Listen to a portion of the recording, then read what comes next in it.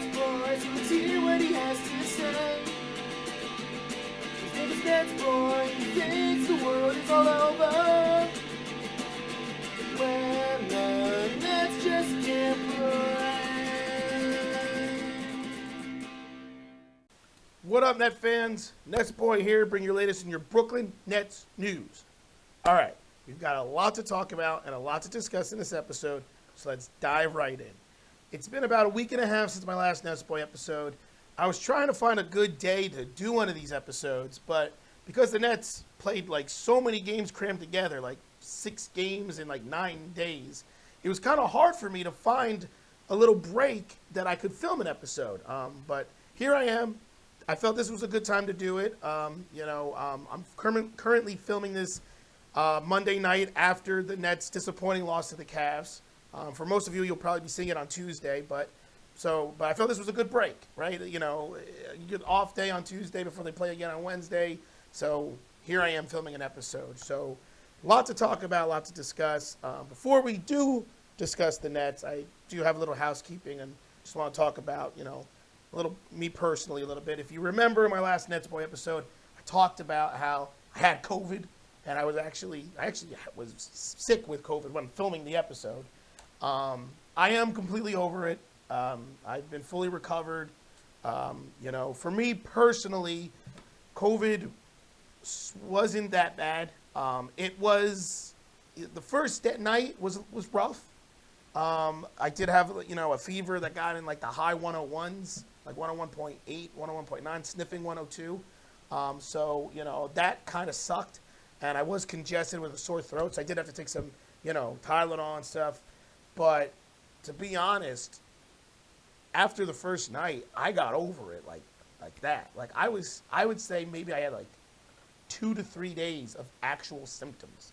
And after the third day, I was like almost 100% better.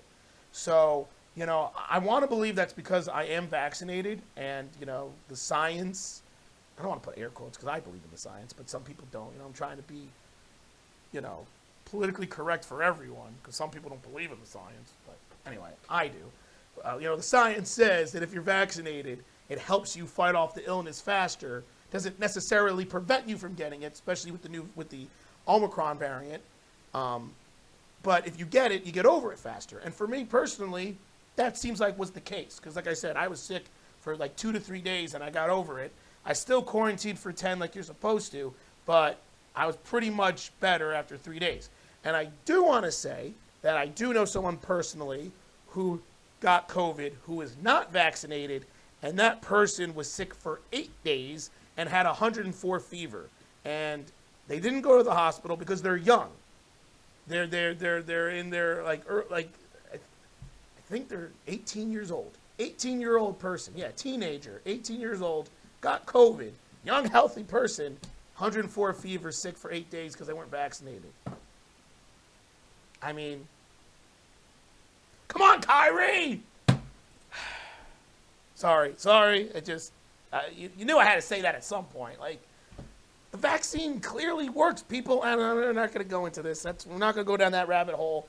I'm not going to open all those can of worms, or else get the people people that out anti-vaxxers and all these people all of a sudden commenting on NetsBoy when I'm trying to talk about basketball. So that's it. That's enough of that. Point is, I'm better, I'm healthy, I'm ready to go, and I'm ready to talk Brooklyn Nets. So let's go. So, Nets. All right. So, the last stretch of games for the Nets, a whole bunch of stuff happens. We saw one of the best wins of the year against the Bulls. We saw one of the worst losses of the year, in my opinion, against the Trailblazers. We saw Kevin Durant get hurt and going to miss some time. We got a chance to see the big three all together for one game. We got to see the young kids come up and play, and what we maybe could see as true rotational players in Kessler Edwards, Cam Thomas, possibly even Daron Sharp. So we saw a whole bunch of things. But the reality of the situation is now, with Kevin Durant getting hurt in that Pelicans game and being out for now at least a month with the sprained left knee, the reality is this Nets team is actually in trouble. And I'm going to probably spend most of the video, if not the rest of this video, really talking about why. Because Bulls win was great. The big three all played. Patty Mills played. Nets looked amazing. They went out there and they reestablished themselves as one of the best teams in the Eastern Conference when healthy, and kind of brought the Bulls back down to earth, despite the fact that the Bulls do have the best record in the East. But once again, though, those other losses, the Trailblazers loss, the Thunder loss, just really, really bad. The Grizzlies loss, which the Grizzlies are one of the better teams in the NBA right now. John Morant is a legit star. But still, you expect the Nets to win. Those losses show some of the ugliness that this Nets team has. And the reality is, with Kyrie Irving only playing on the road, because we all know why, and Kevin Durant now being out, this Nets team is really going to struggle. First and foremost, on home games now, when it's just going to be James Harden and the other guys, this Nets team is going to be 500 on the road. They already basically are 500 on the road. For some reason, they suck in Barclays Center. But now for sure that's going to be the case. If you thought the Nets were going to string a couple wins together on the road and be a respectable, at home and be a respectable team at home, you're mistaken. Because as long as it's just James Harden and the other guys, they're not going to be good. Because James Harden is a piece of crap. I'm sorry. I can't deal with it anymore. I don't understand what's wrong with him. Where is this James Harden that was the MVP candidate last year? The former MVP with the Rockets. I mean, even last year with the Nets, we talked about how good he looked. He averaged 25 points and like 9 assists in that stretch of games. He was making big shots. He was making everybody around them better. Where's that James Harden? Now we got a guy who occasionally plays well and has some glimpses of himself, but overall can't carry them. And what's the point of what the Nets gave up in the trade to get James Harden if he's not capable of carrying the Nets without Kevin Durant and without Kyrie Irving? Because that's what it is. So, and look, there's a number of reasons why this Nets team has struggled and lost the games that they lost. Obviously, the James Harden not playing to the level he should be playing is one of them. Though, I do have to give a little bit of respect to James Harden. He is playing better than what he was earlier in the year. That is true. But he's still not where he needs to be for this Nets team. But obviously the fact that the Nets also don't have Joe Harris has hurt them. I touched upon it before. The Nets just don't have shooting right now. With Patty Mills and now Kessler Edwards being sprinkled in finally, that's it. The other guys, Bembry, Bruce Brown, James Johnson, Blake Griffin, Paul Millsap, those guys aren't three shooters. They're all capable of making the three. We've seen them make a three, but they're not three shooters. Nicholas Claxton, he's not a three shooter, obviously, but that's not really what is expected of him. I would honestly say, outside of obviously the big three, Harden, Durant and Kyrie, and then Patty Mills, the next best three shooter, well, is Kessler Edwards. But then I would argue that LaMarcus Aldridge would probably be the next best three shooter. Maybe Cam Thomas. And Cam Thomas isn't really a traditional three shooter either. So that's the other problem with this Nets. I touched upon it before. They just don't have the shooting. They just don't have enough players to stretch the floor. And if Patty Mills' shot is off, the Nets are almost certainly going to lose. And I think there's a stat that shows that, something like the Nets are something like 21-4 when Patty Mills, scores 14 points or more and makes 4 or more threes. And they have a losing record when he doesn't do that. And that's because for the defenses, if the one shooter, which is Patty Mills, is not making his shots, then all you got to do is pack the lane. Because once James Harden goes into the basket and either tries to draw a foul like an idiot or put up a terrible shot, if James Harden kicks it out to Bruce Brown or DeAndre Bembry or James Johnson, they ain't shooting the three because they suck at threes. And so the defense can just pack it in the middle and frustrate it and force the Nets to take tough mid-range shots like Kyrie tends to do and like Kevin Durant always did, except Durant at least made it 60% of the time. But that's how you beat the Nets. And the solution to this team, I said it before, was to play Kessler Edwards more. Well, Steve Nash did that. And you know what? It's helped. I think these games with Kessler Edwards being able to stretch the floor has helped the Nets. But now they're losing simply because the fact now their defense has fallen off the face of the earth. These last couple losses, especially that Cavs game, they lost because of defense. They lost because all of a sudden now, this team that started the year as a top 10 defensive team is overcommitting defensively on rotations.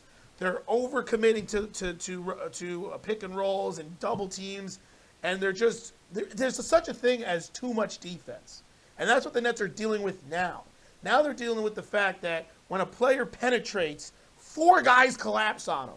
You can't do that. Because unlike the Nets, who only have 1 or 2 3-point shooters, every other team in the NBA has at least 3 guys who are out there at one time who can shoot the 3-point shot. So when 4 players collapse, when the Nets all collapse on one player like John Morant, he can kick it out to everybody and their uncle who can make their threes. That's what happened in the Thunder game.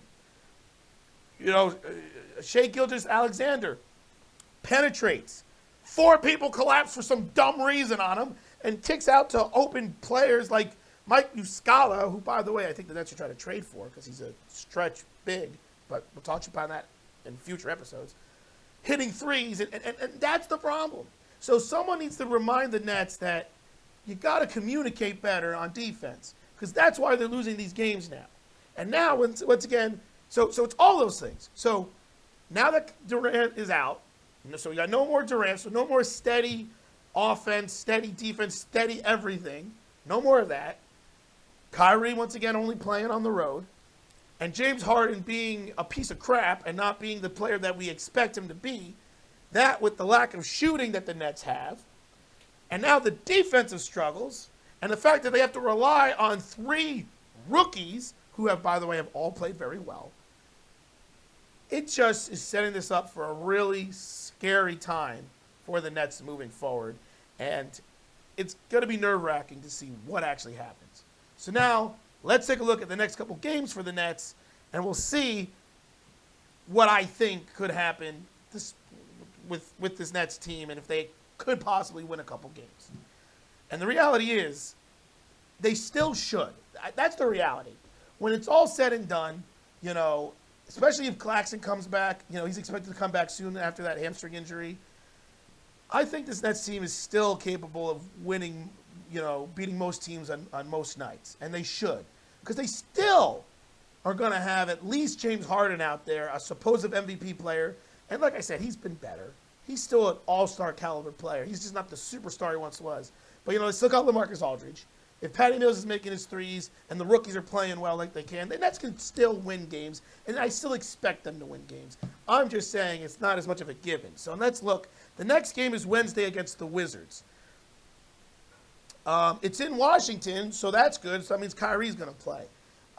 Look, the reality is the Nets need Kyrie Irving more than ever.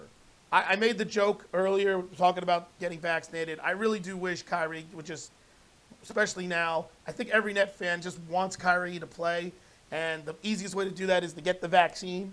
And so I think every Net fan just wants Kyrie to get it at this point. There was some rumor that, you know, the Nets were going to pay the fines to let Kyrie play, or Kyrie would play the fines. Something like $80,000 in fines would be if Kyrie plays based off of New York City. And, you know, a lot of people are like, what's $80,000 to Kyrie Irving or to the Brooklyn Nets? Like, that's nothing. And the reality is the Nets could do that. I don't think they will. Personally, I think it's wrong. I think, you know, ethically, it sends a very bad message. It kind of says, if you have loads of money, the rules don't matter to you. So, you know, ethically, I don't see it happening, and I think it's wrong. But fandom-wise, I'm just kind of like, can we get this guy on the court, please, and play? I'm kind of torn. So the reality is I don't see the Nets doing that. But so the fact is, when Kyrie does play, especially with Durant out, the Nets need to win those games. And that's what made the loss to the Cavs frustrating, because they didn't win that game, and they had chances to win that game. You know, LaMarcus Aldridge missing 2 easy layups, basically. Kessler Edwards missing that 3 at the end. The miscommunication between Kyrie and Harden, the turnovers. All these plays that would have made a big difference in that Cavs game. Nets need to win these games. So The Wizards coming up, Nets need to win that one. I know the Wizards are a better team than they've been in the past, but they need to win that game. Kyrie's playing, they need to win that game. Then they play the Spurs in San Antonio. They just beat the Spurs earlier. Another road game. Nets need to win that game. Kyrie's playing. Nets need to win it. Then they got the Timberwolves in Minnesota. Another road game against a team that's not that great. Though, once again, the Timberwolves have been better than they have been in the past. Still, Kyrie's playing. Nets need to win that game. I don't want to hear any excuses about resting players or the rookies or anything or health. The reality is both Harden and Kyrie are playing in those next 3 games. They should be 3 wins. And hopefully Claxton will be back, and Aldridge is back, and hopefully sooner or later Joe Harris will return. There's no news on him. But for the time being, they need to win those next 3 games before they play the Lakers in Brooklyn Tuesday. Maybe that could be a loss because it's just going to be James Harden and the guys against the Lakers, even though we know the Lakers have definitely not lived up to the hype this year. But no Kyrie, so that could be a loss. And then they have the Nuggets also in Brooklyn, and that could be a loss as well. Once again, no Kyrie. So the next 5 games, not coincidentally, I'm expecting the Nets to win the 3 road games with Kyrie and lose the 2 home games. So that's what I'm expecting. So I think 3 and 2 of the next 5 games is what I expect from this Nets team. But they just got to continue to be better. And everyone just needs to step it up with Durant being out. And hopefully Durant comes back sooner rather than later. Like I said, expect a month minimum. And hopefully Kyrie gets the damn shot and plays. Come on, that's it. That's it. Anyway, let me know what you guys think about everything. We'll wrap up this episode now. Let me know what you guys think about the Bulls win, the bad losses to the Trailblazers and the Thunder. If you agree that the Nets need to win these games with